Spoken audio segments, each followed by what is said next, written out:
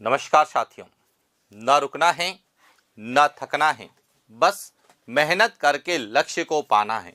इसी उद्देश्य और मोटिवेशन के साथ हम लोग बात कर रहे हैं राजस्थान के भूगोल की। और राजस्थान के भूगोल में हम अध्ययन कर रहे हैं राजस्थान के भू आकृति प्रदेश, जिसे हम भौतिक प्रदेश के रूप में पढ़ते हैं। जब हम राजस्थान के भौतिक प्रदेशों का अध्ययन करते हैं तो भौगोलिक संरचना की दृष्टि से राजस्थान को 4 भौतिक प्रदेशों में बांटा है। कितने? 4। देखिए, भौगोलिक संरचना की दृष्टि से राजस्थान को 4 भौतिक प्रदेशों में बांटा है। एक पश्चिमी मरुस्थलीय प्रदेश है, दूसरा पूर्वी मैदानी प्रदेश है, तीसरा अरावली पर्वतीय प्रदेश है और चौथा दक्षिण पूर्वी पठारी प्रदेश है।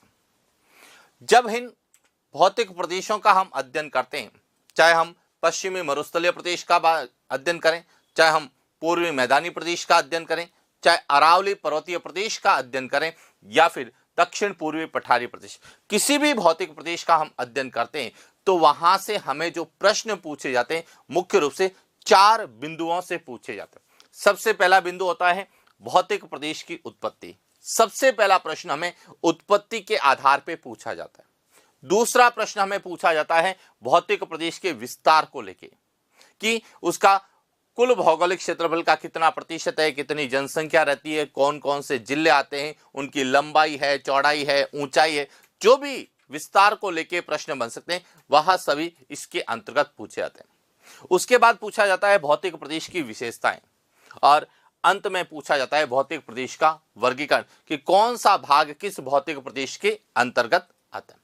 इस तरह से जब हम राजस्थान के भौतिक प्रदेशों की बात करते हैं तो 4 प्रश्न मुख्य रूप से पूछे जाते हैं। लेकिन वर्तमान में परीक्षा के प्रश्नों के पैटर्न में काफी बदलाव देखने को मिला है और इसी कारण जो है वर्तमान में हमें केवल उत्पत्ति के, केवल विस्तार के, केवल विशेषता या केवल वर्गीकरण के प्रश्न के साथ साथ सभी को एक साथ सत्य असत्य कथन के रूप में, कौन कथन और कारण के रूप में, इस तरह से कई बार प्रश्न हमें सभी को एक रूप साथ जोड़कर पूछे जाते हैं।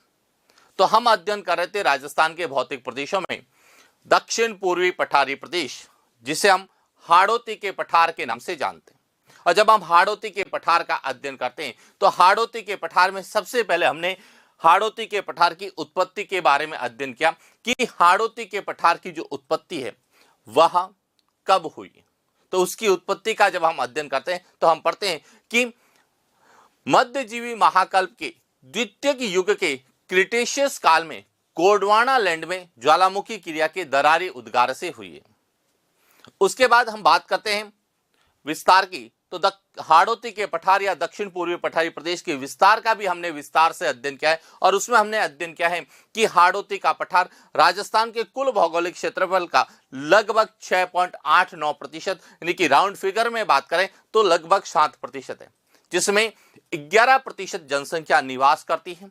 और इसमें कोटा संभाग के चारों जिले कोटा, बूंदी, बारां और झालावाड़ हैं और इसका जो औसत समुद्र तल से ऊंचाई है वह लगभग 550 मीटर। यानी कि हम हाड़ौती के पठार की उत्पत्ति और विस्तार पर विस्तार से चर्चा कर चुके हैं और उसी श्रृंखला में आज हम बात करने वाले हैं हाड़ौती के पठार की विशेषताएं।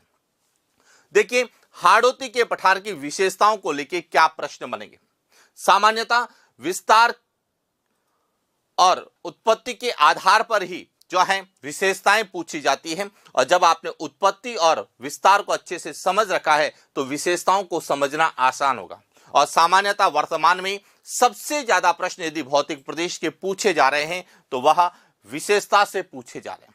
क्यों? क्योंकि विशेषता उत्पत्ति और विस्तार दोनों का सम्मिलित रूप होता है। जिससे या जिस प्रकार से उत्पत्ति हुई है उसी प्रकार से उसकी क्या होगी, विशेषताएं होगी। तो आज हम बात करने वाले हैं हाड़ौती के पठार यानी कि दक्षिण पूर्वी पठारी प्रदेश की विशेषताएं। तो शुरुआत करते हैं आज के सेशन की।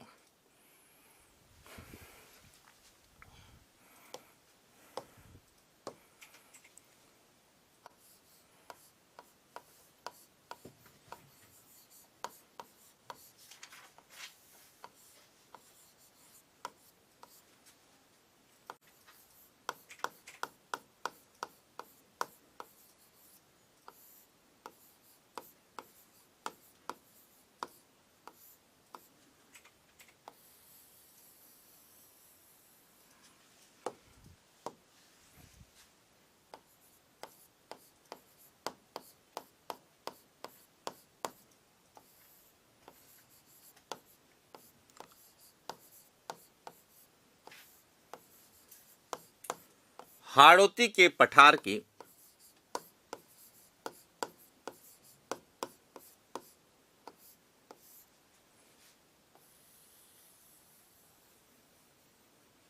विशेषता। अब देखिए, हाड़ौती के पठार की विशेषता को लेके क्या प्रश्न बनते हैं, किस प्रकार से प्रश्न पूछे जाते हैं। तो देखिए, सबसे इंपॉर्टेंट है कि हाड़ौती का जो पठार है वह राजस्थान के किस भाग में है। सबसे पहले तो आपको यह पता होना चाहिए कि यह जो राजस्थान है, इस राजस्थान के दक्षिण पूर्व में स्थित है और इसीलिए इसे दक्षिण पूर्वी पठारी प्रदेश कहते हैं, जो कि क्षेत्रफल की दृष्टि से राजस्थान का सबसे छोटा भौतिक प्रदेश है। यानी कि यदि हम राजस्थान को 4 भौतिक प्रदेशों में विभाजित करें,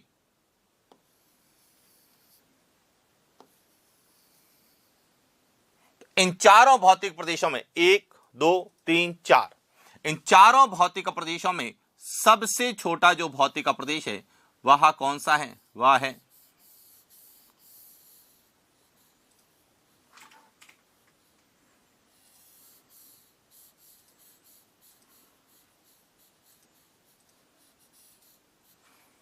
हाड़ौती का पठार। क्लियर हो गया? तो एक तो आपको, और यह सब चीजें हम विस्तार के अंतर्गत पढ़ते हैं, लेकिन जब हम विशेषताओं की बात करते हैं तो किसी भी भौतिक प्रदेश की क्या क्या विशेषता हमसे पूछी जाती है। तो विशेषताओं का जब हम अध्ययन करते हैं तो सबसे पहले वहां की भौगोलिक विशेषता पूछी जाती है।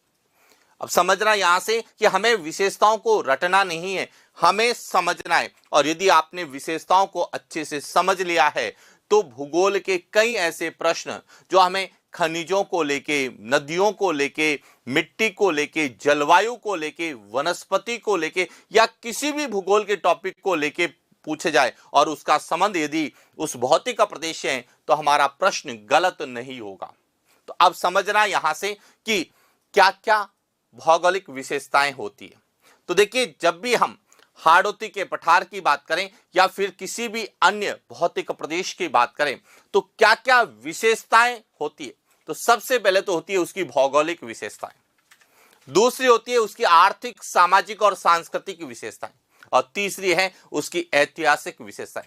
तो हम तीनों प्रकार की विशेषताओं की बात करेंगे। हम उसके भौगोलिक विशेषताओं की भी बात करेंगे, हम उसके आर्थिक, सामाजिक और सांस्कृतिक विशेषताओं की भी बात करें कि यदि आपको इकोनॉमिक्स से प्रश्न पूछा जाए, राजस्थान की अर्थव्यवस्था से जोड़ के प्रश्न पूछा जाए, चाहे वह उद्योगों को लेके जोड़ पूछा जाए, चाहे वह कृषि या फसलों को लेके प्रश्न पूछा जाए, तो हमारा गलत नहीं हो। उसकी सामाजिक और सांस्कृतिक विशेषता में यदि वहां पर किसी प्रकार की जनजाति का निवास क्षेत्र हो, चाहे वहां पर कोई विशेष मेले का आयोजन किया जा रहा हो, तो वह भी उसके अंदर। और उसकी ऐतिहासिक विशेषता है कि यहां पर कोई ऐतिहासिक पर्यटन स्थल हो जिसका संबंध उस भौतिक प्रदेश से हो, तो भी हमारा प्रश्न गलत नहीं हो। इसलिए जब हम भौतिक विशेषताओं का अध्ययन करते हैं या किसी भी भौतिक प्रदेश की विशेषताओं का अध्ययन करें तो केवल ज्योग्राफिकल विशेषताएं नहीं पढ़े। हाँ, ज्योग्राफिकल विशेषताएं हमें भूगोल के संदर्भ में पूछी जाएगी, लेकिन कई बार हमें भूगोल को इतिहास और कला संस्कृति के साथ जोड़ के पूछा जाता है। तो इसीलिए हम हर तरीके से विशेषताओं का अध्ययन करेंगे ताकि कोई भी प्रश्न गलत नहीं हो। तो देखिए, सबसे पहले बात करते हैं हाड़ौती के पठार की विशेषताएं। विशेषताएं क्या है? तो देखिए, सबसे पहली विशेषता कि हाड़ौती के पठार की जब हम बात करते हैं तो इसमें एक तो कौन कौन से जिले आते हैं? बूंदी है, कोटा है, बारां है,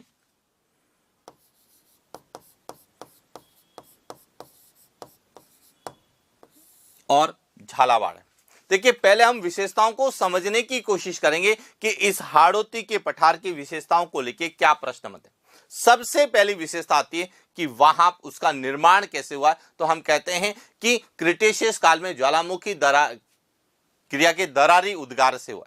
इसका मतलब है कि सबसे पहली भौगोलिक विशेषता आपसे पूछी जाती है कि वहां पे कौन सी चट्टानें पाई जाती है। तो देखिए, विशेषताओं की बात करते हैं तो सबसे पहली विशेषता जो यहां से प्रश्न बनती है वह है कि हाड़ौती के पठार में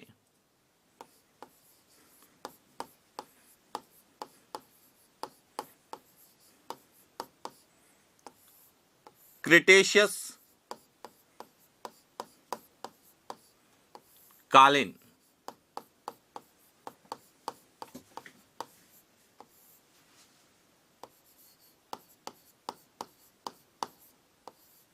बेसाल्ट चट्टानें पाई जाती है। सबसे इंपॉर्टेंट बातें हैं कि हाड़ौती के पठार में कौन सी चट्टानें पाई जाती हैं, तो क्रिटेशियस कालीन बेसाल्ट चट्टानें पाई जाती हैं। और इन चट्टानों में कौन से खनिज पाए जाते हैं, तो यह ध्यान रखना, हाड़ौती के पठार में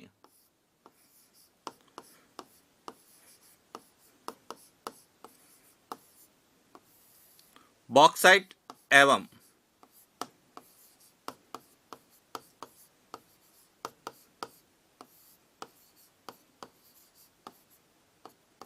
बलुआ पत्थर।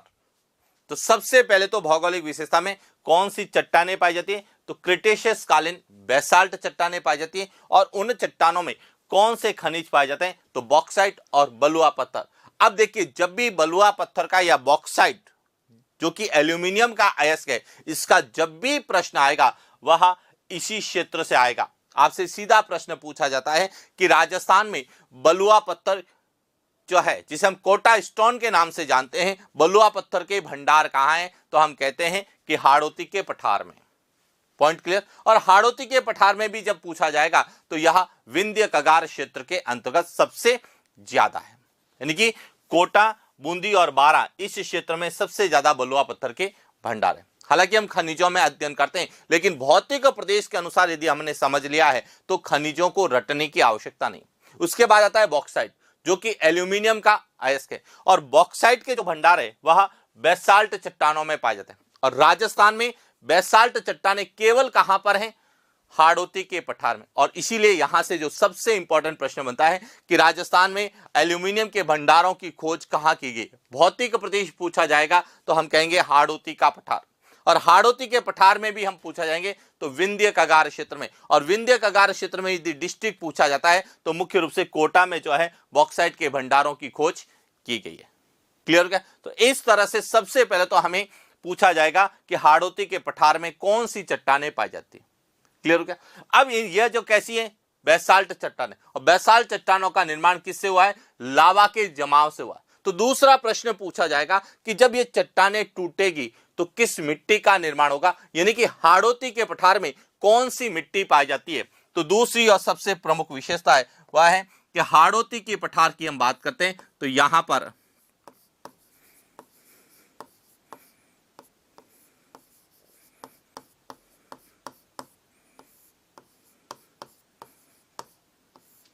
कौन सी मिट्टी पाई जाती है, मध्यम काली मृदा पाई जाती है। और जिसे हम वैज्ञानिक वर्गीकरण में क्या कहते हैं,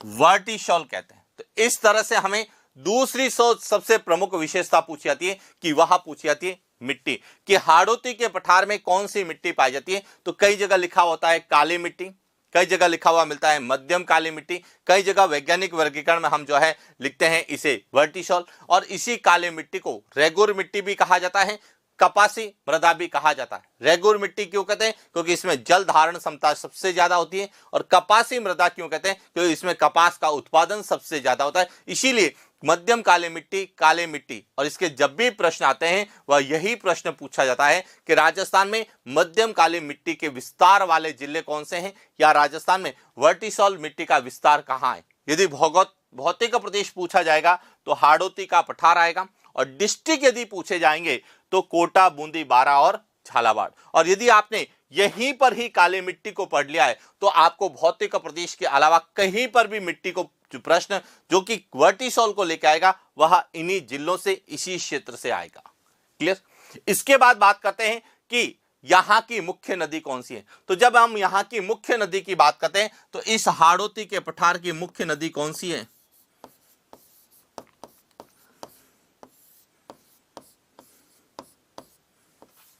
मुख्य नदी चंबल नदी है। यह ध्यान रखना, कौन सी नदी है, चंबल। और चंबल जो नदी तंत्र है वह सबसे बड़ा नदी तंत्र है, यानी कि राजस्थान में सबसे ज्यादा नदियां किसके अंतर्गत हैं, चंबल नदी तंत्र में हैं। और इसीलिए हम कहते हैं कि यह जो है राजस्थान में सर्वाधिक नदियों वाला भौतिक प्रदेश है, यानी कि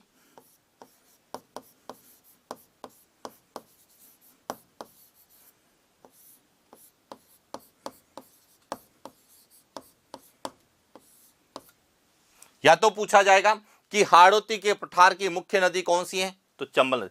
या फिर राजस्थान में सर्वाधिक नदियों वाला भौतिक प्रदेश कौन सा है, तो वह है कौन सा, हाड़ौती का पठार। और संभाग पूछा जाता है तो कौन सा है, कोटा संभाग। तो ये ध्यान रखना, चट्टाने, मिट्टी, नदी। अब नदी किस दिशा में बहती है, नदी जो है वह दक्षिण से उत्तर की ओर जाती है, तो इसका ढाल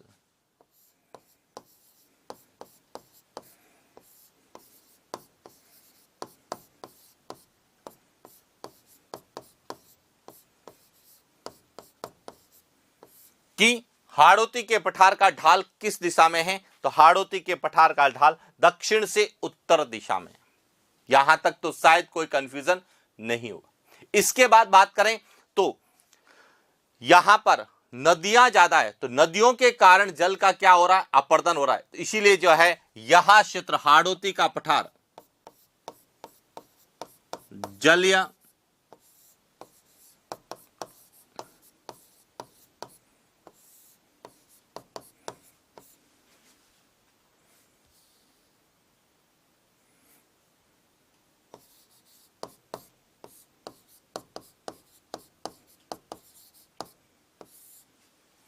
जलीय अपर्दन की समस्या, यहां पे मुख्य रूप से कौन सी अपर्दन की समस्या है, जलीय अपर्दन।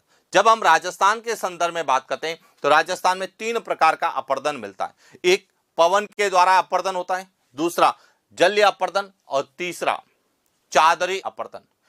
अब तीनों अपर्दन के अलग अलग क्षेत्र हैं, लेकिन जब हम हाड़ौती के पठार की बात करते हैं तो जलीय अपर्दन की समस्या से सबसे ज्यादा प्रभावित कौन सा है, वह है हाड़ौती का पठार। देखिए यहां जितनी भी हम विशेषताएं लिख रहे हैं, यह सब हम हाड़ौती के पठार के संदर्भ में लिख रहे हैं, जिसमें मुख्य रूप से ये 4 जिले आते हैं। तो जलीय अपर्दन की समस्या, साथ में यहां पे नदियां ज्यादा है, तो इसलिए यहां पर जो है क्या, जलीय जैव विविधता,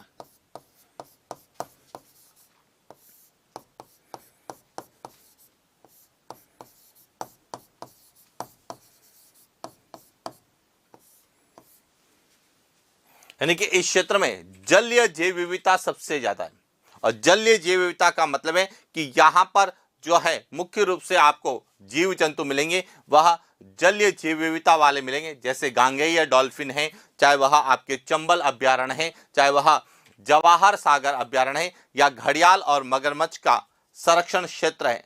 तो ये सब चीजें जो है यह सब कहां मिलेगी आपको, हाड़ौती के पठार में। और इसीलिए प्रश्न आता है कि राजस्थान में जलीय जैव विविधता वाला, जलीय जैव विविधता सबसे ज्यादा, जैव विविधता तो सबसे ज्यादा कहां पर है, अरावली में, लेकिन जलीय जैव विविधता कहां होगी, जहां पे नदियां, जल की मात्रा ज्यादा होगी। और राजस्थान की बात करें तो राजस्थान में जल का मुख्य स्रोत नदियां ही है, और नदियां सबसे ज्यादा कहां है, हाड़ौती के पठार में। इसीलिए यहां पर जलीय जैव विविधता भी सबसे ज्यादा है। क्लियर।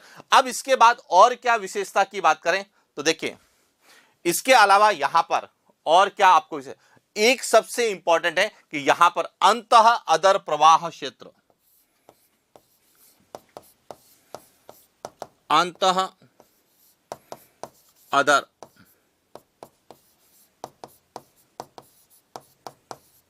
अस्पष्ट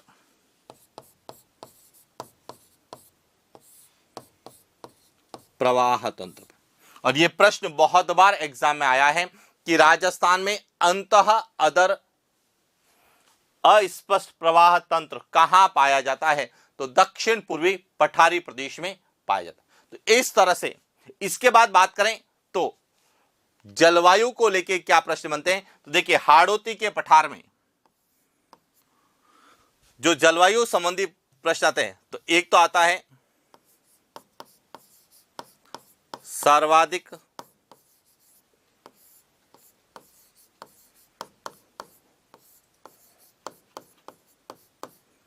वर्षा वाला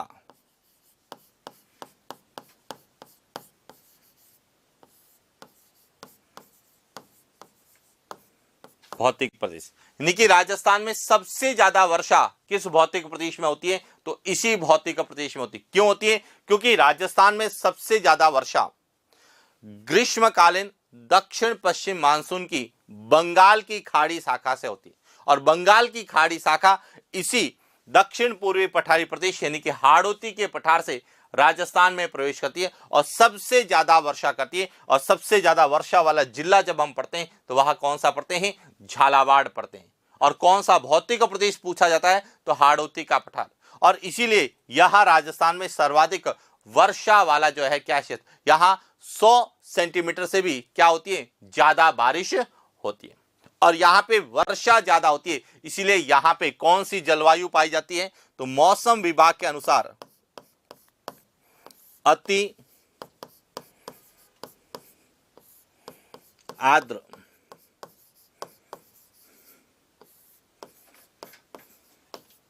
मौसम विभाग के अनुसार हाड़ौती का जो पठार है यह कैसा है?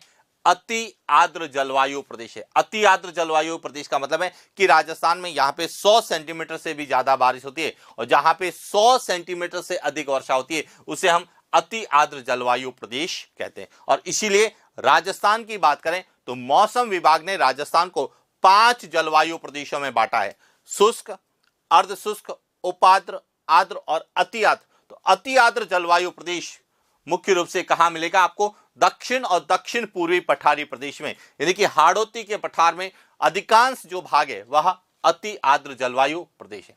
और जब हम कॉपेन के अनुसार बात करें तो कॉपेन के अनुसार हाड़ौती के पठार में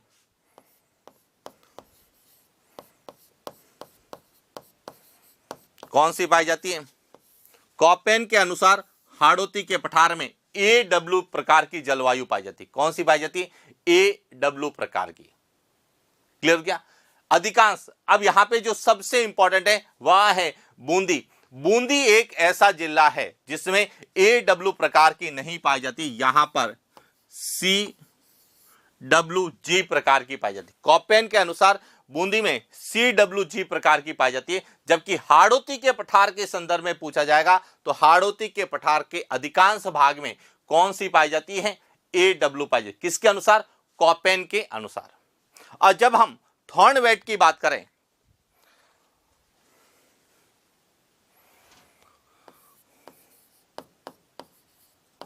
थॉर्नवेट के अनुसार जब हम बात करते हैं तो यहां पर हाड़ौती के पठार में कौन सी जलवायु मिलेगी आपको? CA-W प्रकार की। कौन सी मिलेगी? CA-W प्रकार की। किसके अनुसार? थॉर्नवेट के अनुसार। और थॉर्नवेट के अनुसार जो है बूंदी में DA-W प्रकार। इन सब का हम विस्तार से आगे अध्ययन करने वाले हैं, लेकिन पहले हमें भौतिक विशेषताओं को समझना है कि कौन कौन सी भौतिक विशेषताएं हमें हाड़ौती के पठार से पूछी जाएगी। तो एक एक पॉइंट मैं आपको इसलिए पहले से समझा रहा हूं ताकि जब हम भौतिक विशेषताओं का अध्ययन करें तो क्रम के अनुसार अध्ययन करें, ताकि हमें रटने की जरूरत नहीं है कि सबसे पहले चट्टानी, चट्टानों से मिट्टी, मिट्टी के बाद में नदियां, नदियों से ढाल, ढाल के बाद में जैव विविधता समस्या, उसके बाद जलवायु, जलवायु के बाद में जो है वनस्पति। और यदि हम बात करें ट्री वार्थों के अनुसार तो ट्री वार्थों के अनुसार भी यहां पर कौन सी AW प्रकार की जलवायु पाई जाती। तो ये ध्यान रखना, मौसम विभाग के अनुसार कौन सी है?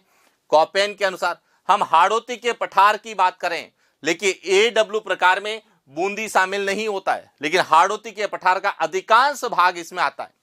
CA- जलवायु में बूंदी शामिल नहीं है, लेकिन हाड़ौती के पठार का अधिकांश भाग शामिल है। और AW त्रिवार्थों के अनुसार AW पाई जाती है, लेकिन इसमें भी जो है बूंदी शामिल नहीं है। त्रिवार्थों के अनुसार बूंदी में CAW प्रकार की जलवायु पाई जाती है, लेकिन अधिकांश भाग में कौन सी मिलेगी? AW प्रकार की जलवायु मिलेगी। और इसी जलवायु के आधार पे यहां पे जब वनस्पति की बात करें तो यहां पर कौन सी वनस्पति मिलती है?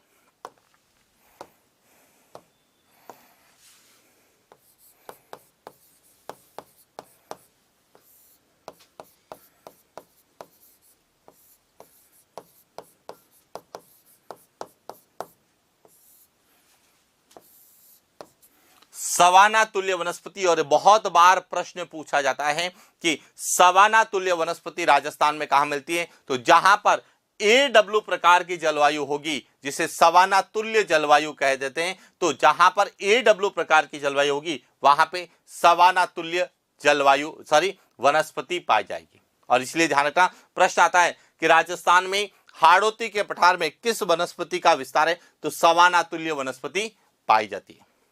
इसके बाद बात करें तो यहां पे कृषि, तो यहां पे जो कृषि होती है वह कौन सी होती है,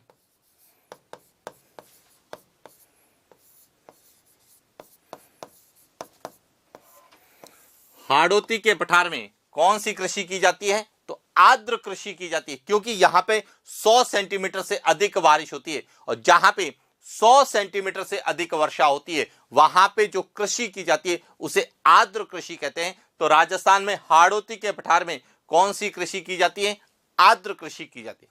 और जब आर्द्र कृषि की जाती है तो यहां पर नकदी या व्यापारिक फसलों का उत्पादन ज्यादा होता है। नकदी या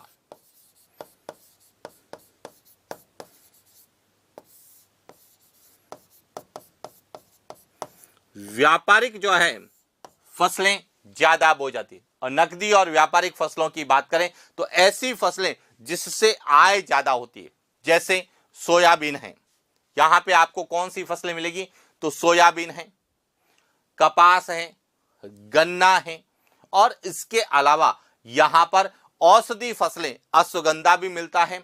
मसालों के रूप में लहसुन का और धनिये का उत्पादन भी किया जाता है। तो इसलिए ध्यान रखना कि यहां पर कौन सी नकदी या व्यापारिक फसलों का उत्पादन ज्यादा होता है। और इसीलिए यहां पर जो है धनिया मंडी है रामगंज कोटा में, संतरा मंडी जो है वह है कहां पे, झालावाड़ में, भवानी मंडी।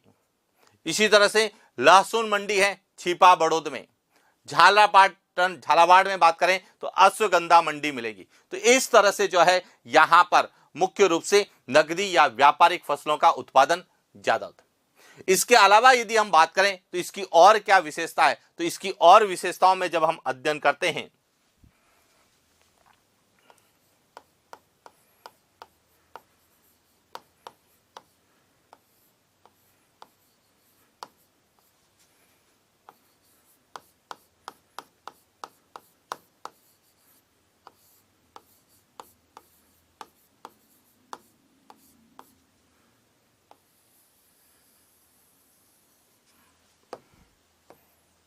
तो यहां पर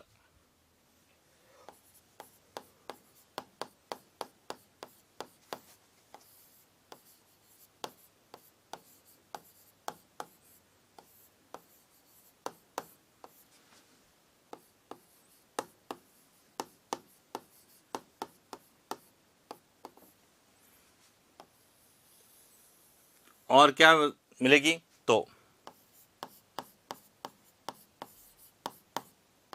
मालवी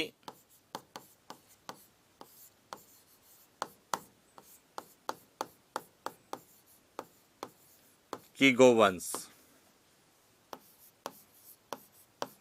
मोरा तथा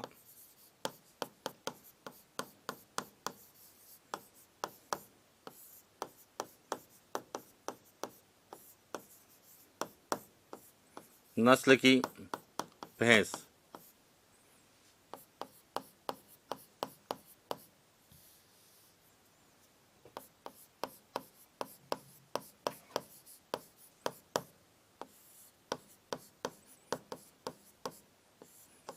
जमुनापरी नस्ल की बकरी,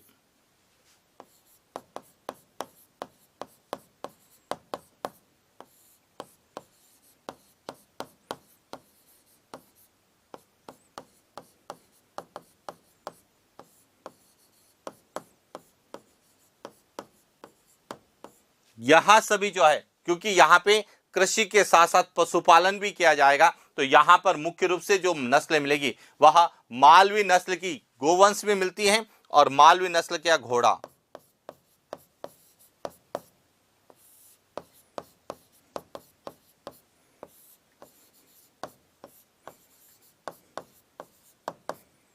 घोड़ा भी यहां पर मिलता है। तो इस तरह से जो है यहां, इसके बाद यदि बात करें तो इस क्षेत्र में अब देखिए यहां पर एक और पॉइंट में नोट कर रहा हूं कि यहां पर कौन सा कृषि जलवायु प्रदेश जो सबसे इंपॉर्टेंट है, तो हाड़ौती के पठार में जब हम कृषि जलवायु प्रदेश की बात करें तो यहां पर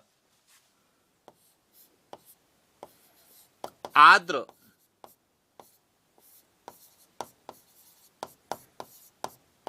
दक्षिण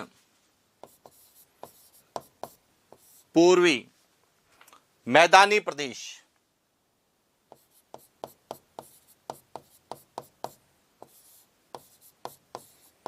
मैदानी प्रदेश जो कि 5वें नंबर पे माना जाता है, तो यहां पर कौन सा कृषि जलवायु, ये ध्यान रखना, हाड़ौती के पठार में जो कृषि जलवायु प्रदेश है वह आर्द्र दक्षिण पूर्वी मैदानी प्रदेश। और यहां से सबसे इंपॉर्टेंट प्रश्न यही आता है कि कृषि विभाग ने जो राजस्थान को 10 कृषि जलवायु प्रदेशों में विभाजित किया है, उसमें से आर्द्र दक्षिण पूर्वी मैदानी प्रदेश में कौन से जिले आते हैं, तो ये ध्यान रखना, ये 4 जिले कोटा, बूंदी, बारां और झालावाड़ आते हैं। और इसका जो ग्राह्य परीक्षण केंद्र है वह कहां पर है, बूंदी जिले में है।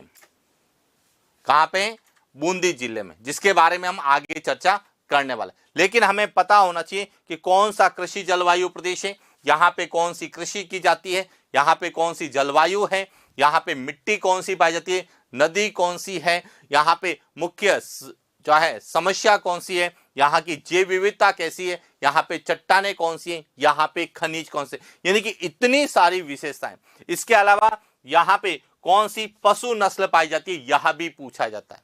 इसके बाद जब यहाँ पे पशु नस्ल है तो पशु नस्ल के लिए यहाँ पर विशेष प्रकार से मेले को आयोजन भी किया जाएगा। तो यहां पर बात करें तो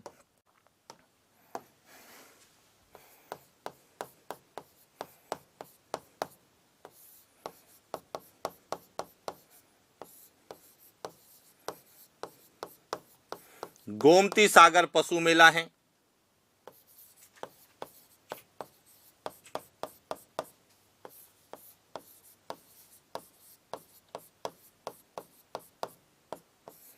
चंद्रभागा पशु मेले का भी आयोजन किया जाता है। क्लियर क्या? तो इस तरह से यह सभी क्या कहलाती है, इसकी भौगोलिक और आर्थिक।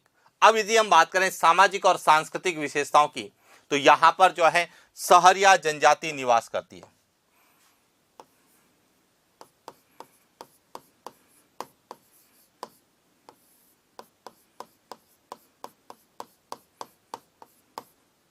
हाड़ौती के पठार में कौन सी जनजाति निवास करती है, सहरिया जनजाति निवास करती है।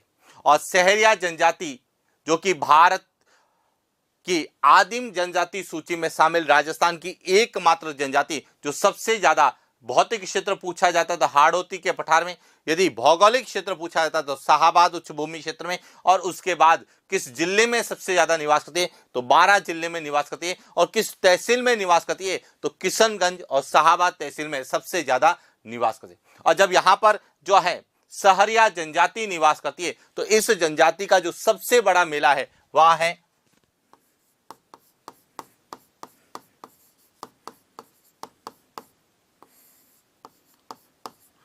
सीताबाड़ी मेला, जिसका आयोजन ज्येष्ठ मास की अमावस्या को केलवाड़ा बारां में किया जाता है, जो कि हाड़ौती आंचल का सबसे बड़ा मेला है, जो हमें एग्जाम में विशेष रूप से पूछा जाता है।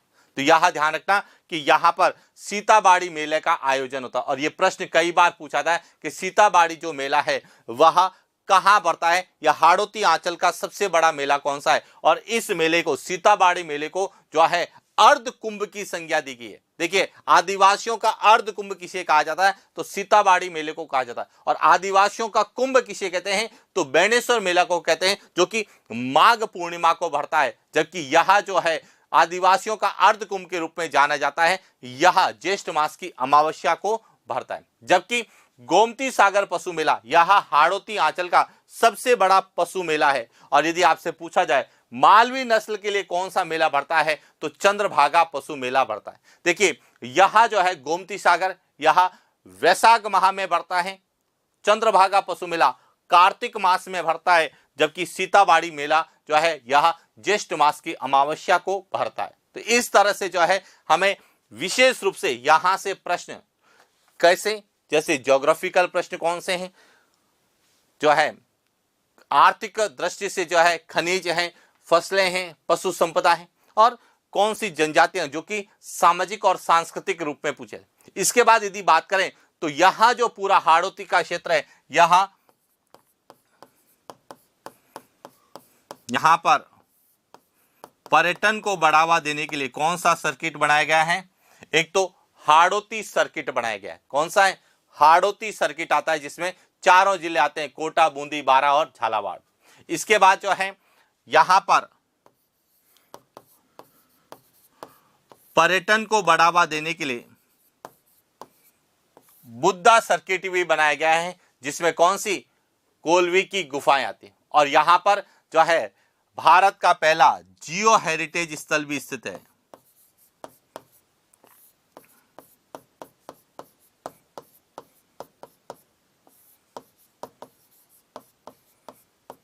जियो हेरिटेज स्थल कौन सा है?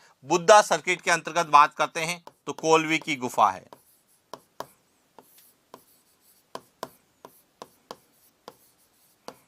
कोलवी की गुफा। और जियो हेरिटेज की बात करें तो इसमें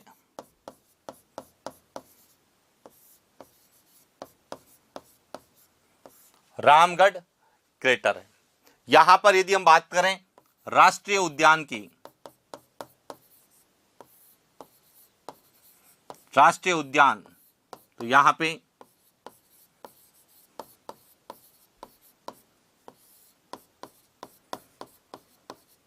मुकुंदरा हिल्स है।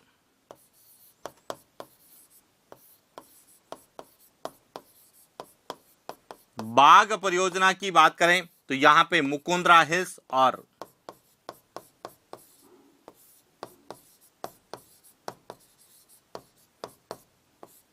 रामगढ़ विस्तरी, दो जो है बाघ परियोजना है, एक राष्ट्रीय उद्यान है, यह ध्यान रखना।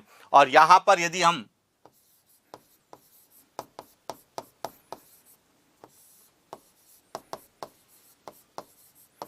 वन्य जीव अभ्यारण्य की बात करें तो यहां पे एक तो चंबल अभयारण्य है और दूसरा जो है वह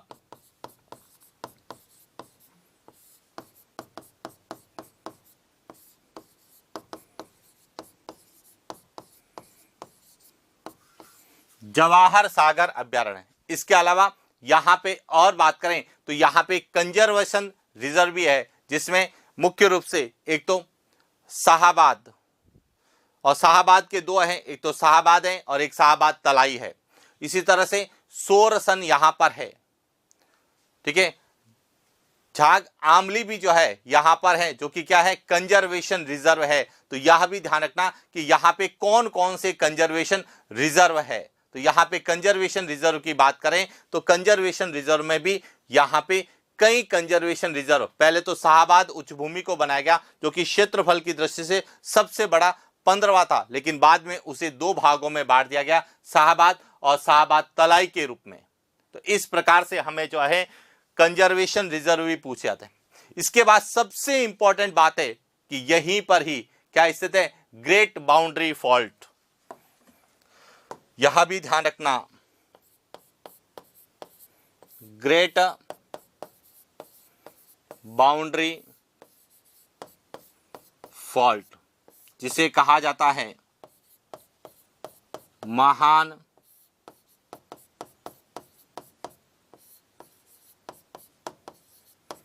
सीमा भ्रंश।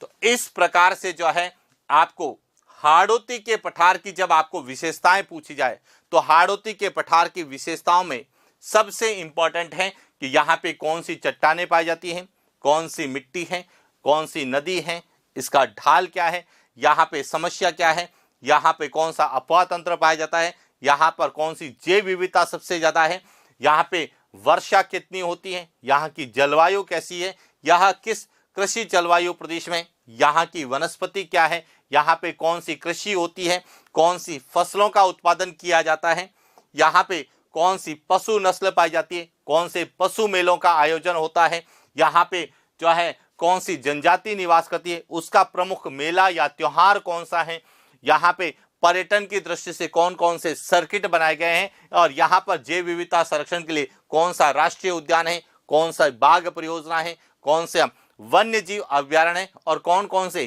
कंजर्वेशन रिजर्व है, जैव आरक्षित क्षेत्र कौन से हैं, और इसके अलावा इसकी और क्या विशेषता है। तो इस प्रकार से यदि आप हाड़ौती के पठार की विशेषताओं का अध्ययन करते हैं तो ज्योग्राफी के किसी भी टॉपिक से प्रश्न पूछा जाएगा, चाहे वो मिट्टी से हो, चाहे वो खनिजों से हो, चाहे वो नदियों से हो, चाहे वो बांध से हो, बांध भी पूछे जा सकते हैं। तो बांध में बात करते हैं तो यहां पर मुख्य रूप से आपको हाड़ौती के पठार में दो बांध मिलेंगे, एक तो मिलेंगे कोटा बैराज और दूसरा जवाहर सागर बांध। लेकिन हालांकि चंबल नदी पर 4 बांध हैं, जिसमें से एक बांध मध्य प्रदेश में, 3 बांध राजस्थान में, लेकिन एक बांध जो है वह चित्तौड़गढ़ में है, राणा प्रताप सागर बांध। तो इसीलिए हम यहाँ बांध की बात नहीं करेंगे, हम नदी की बात करते हैं कि चंबल नदी पर। और इस प्रकार से हमें हाड़ौती के पठार की विशेषताओं को लेकर प्रश्न पूछा था। ये तो सामान्य विशेषताएं जो डायरेक्ट हमें पूछी जाएगी कि जमुनापरी बकरी की नस्ल राजस्थान में कहां पाई जाती है, तो उसमें ध्यान रखना दक्षिण या दक्षिण पूर्वी राजस्थान लिखा जाता है, विशेष रूप से हाड़ौती के पठार वाले। सोनाड़ी या चनोतर यह दक्षिण और दक्षिण पूर्वी राजस्थान में पाई जाती है। तो हाड़ौती के पठार में मालवी नस्ल की गोवंश या घोड़ों की बात करें तो, और साथ ही साथ यहां पर मालवी नस्ल के लिए जो है मालवी नस्ल पशु प्रजनन केंद्र की भी स्थापना की गई है। कहां पे? डग झालावाड़ में की गई है, जिसके बारे में भी हम आगे चर्चा करने वाले। तो इस तरह से सबसे पहले तो जब हम विशेषताओं की बात करते हैं तो कौन कौन सी विशेषताएं यह क्लियर। अब इन विशेषताओं को लेके क्या क्या प्रश्न हमें पूछे जाएंगे, उन सभी प्रश्नों पर हम बात करेंगे नेक्स्ट क्लास। तो आज के लिए इतना ही, मिलते हैं नेक्स्ट क्लास। Thank you.